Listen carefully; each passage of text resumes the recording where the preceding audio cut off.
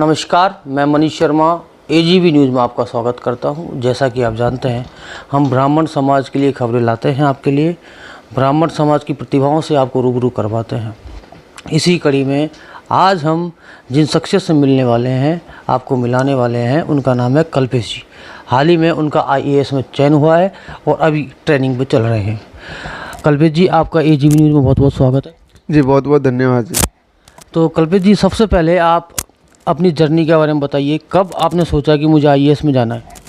जी मैंने सोचा तो स्कूल समय में था, लेकिन उसके बाद कुछ चीज़ें ऐसी हुई कि जैसे इंजीनियरिंग की मैंने, तो उस समय थोड़ा सा मैं भटक गया था, या कहें कि सिविल सर्विसेज की तरफ रुझान नहीं रहा था। लेकिन 2-3 साल में मेरे इंजीनियरिंग के समय में मैंने सोच लिया था 3rd ईयर के टाइम से कि चलो मेरे को सिविल सर्विसेज ही करना है या IAS की तैयारी ही करनी है।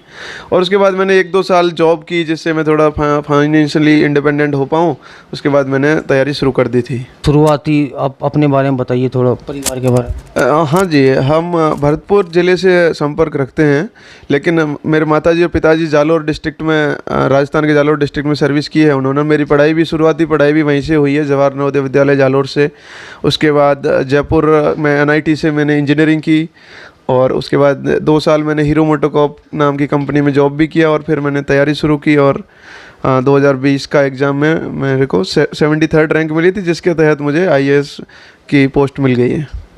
तो एक IAS बनने के लिए कितना दृढ़ निश्चय होना चाहिए आदमी?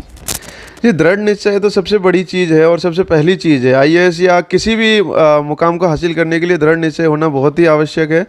अदरवाइज़ क्या होता है, हम बहुत सारे रास्तों में भटक जाते हैं, कभी इधर का सोचते हैं, कभी उधर का। तो उन सब चीज़ों को या फिर गफलतों से दूर रहने के लिए दृढ़ निश्चय किसी भी एक लक्ष्य के प्रति होना बहुत ही आवश्यक है।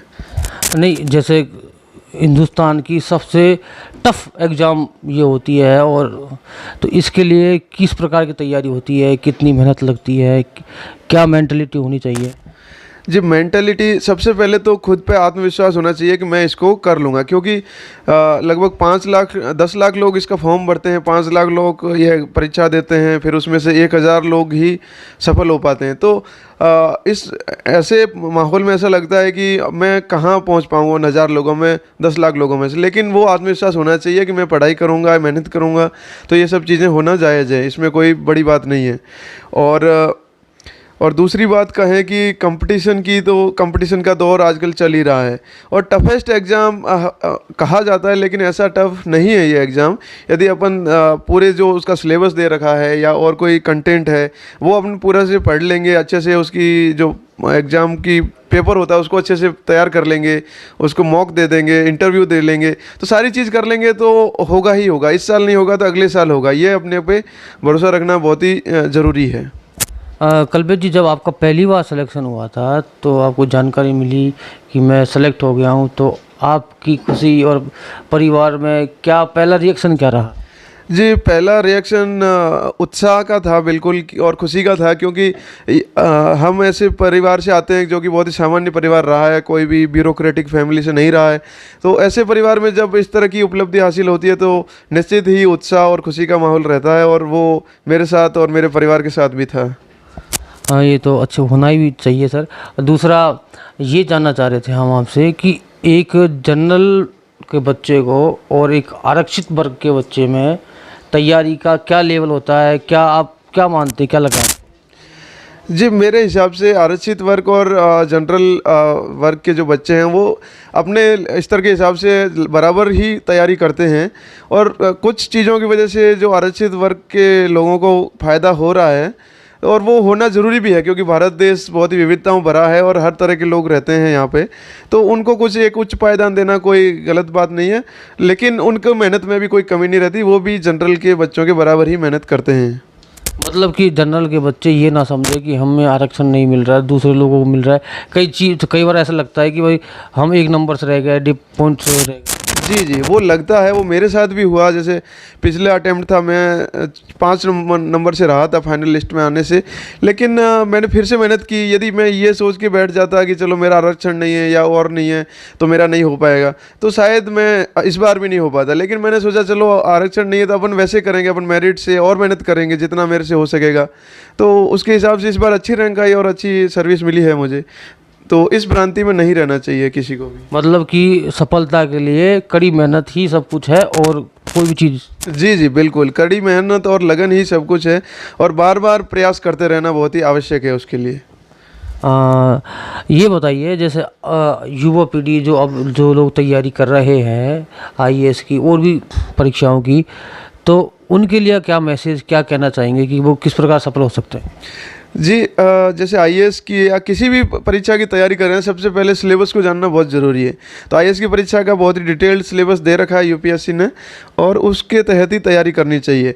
और दूसरी चीज़, जो यूपीएससी का पेपर आता है जो पिछले सालों के, जैसे 10 साल के 15 साल के, उन पेपर का अच्छे से अध्ययन करना चाहिए और समझना चाहिए कि यूपीएससी किन चीज़ों पर ज़्यादा फोकस कर रही है, क्या पूछने की कोशिश कर रही है और किस तरह के आंसर चाह रही है वो। तो वो सब स्ट्रेटेजाइज करना चाहिए किसी भी एक एस्पायरेंट को। और जो भी कोई सीनियर हैं, जैसे मैं हूँ या और कोई चयनित विद्यार्थी हैं या कैंडिडेट हैं, उनसे संपर्क में रह के अपन जो चीज़ कर रहे हैं उसको वैलिडेट करवा लेना चाहिए कि मैं ये चीज़ कर रहा हूँ, ये कहीं गलत तो नहीं कर रहा हूँ। तो उस चीज़ को वैलिडेशन के साथ मैं समझता हूँ इतना सब करने के बाद सिलेक्शन आपका निश्चित ही हो जाएगा और ज़्यादा दिक्कत नहीं आएगी आपको। एक बार नहीं तो दूसरी बार हो जाएगा। तो कल्पेश जी, समाज में बहुत सारे बच्चे हैं, बहुत टैलेंटेड होते हैं, लेकिन उनके सामने आर्थिक रूप से परेशानी होती है, वो इतने सक्षम नहीं हो पाते कि भारी भरकम फीस कोचिंगों की दे सके। तो इसके लिए आप समाज की उन संस्थाओं से क्या चाहते हैं कि समाज की संस्थाएं, समाज के लोग मिलकर ऐसे बच्चों को आगे लाने के लिए क्या कर सकते हैं? जी सबसे पहले तो समाज को ये करना चाहिए कि जो भारत सरकार या राज्य सरकारें अपना जो योगदान दे रही हैं या कोई कंट्रीब्यूशन कर रही है, उसके बारे में जागरूक करवाना उन बच्चों को कि आप चिंता मत कीजिए, आर्थिक रूप से आपके लिए सरकार आपके साथ खड़ी है और ये काम आप, ये सुविधाएं आप ले सकते हैं। जैसे EWS का भी आरक्षण आया था, तो उसका फ़ायदा आपको लेना चाहिए। और दूसरा, जो समाज की संस्थाएँ हैं उनमें यह है कि जो संभ्रांत वर्ग के लोग हैं, जो अच्छा खासा जिनके पास पूंजी है, तो वो भी अपने कुछ दान देकर या कुछ ऐसी संस्थाएं स्थापित करें जहां पर जैसे 10 बच्चों को मुफ्त में कोचिंग दी जा रही हो या रहने की उनकी सुविधा दी जा रही हो। बच्चों को टैलेंट के आधार पर पिक करना। बिल्कुल बिल्कुल, उसका एक छोटा सा एक परीक्षा ले लीजिए जिसके तहत आप उनको पिक कर लीजिए और उनके बाद उसको मेहनत करवाइए। उनको जो फंडिंग है, चाहे 8 महीने की, 9 महीने की जो भी फीस है वो उनकी पे कीजिए। और उस तरीके से मैं समझता हूँ कि समाज की बहुत सारे ऐसे जो आर्थिक वर्ग से पिछड़े लोग हैं उनको बहुत फ़ायदा होगा और मेरे जैसे कई युवा मतलब अच्छी सर्विसेज में आ पाएंगे। जब आपको पोस्टिंग मिल जाएगी कहीं पर, उसके बाद आपकी चुनौतियां रहेंगी कई सारी। कई राजनीतिक लोग, कई लोग इस तरीके होते हैं जो दबाव में मिलाने की कोशिश करते हैं। तो हम चाहते हैं कि समाज की तरफ से कि आप किसी दबाव में ना आए और खुल के बिना डरे हुए अपना कर्तव्य निर्वहन करें। पूरा समाज आपके साथ है और आपका बहुत बहुत धन्यवाद सर। बहुत बहुत धन्यवाद। तो ये थे कल्पेश जी, इनको आपने सुना किस तरीके से आप तैयारी कर सकते हैं। आरक्षण मिलना नहीं मिलना वो अलग बात है, सफलता के लिए केवल एक ही चीज़ है, कड़ी मेहनत। अगर आप मेहनत करेंगे तो आपको सफलता ज़रूर मिलेगी।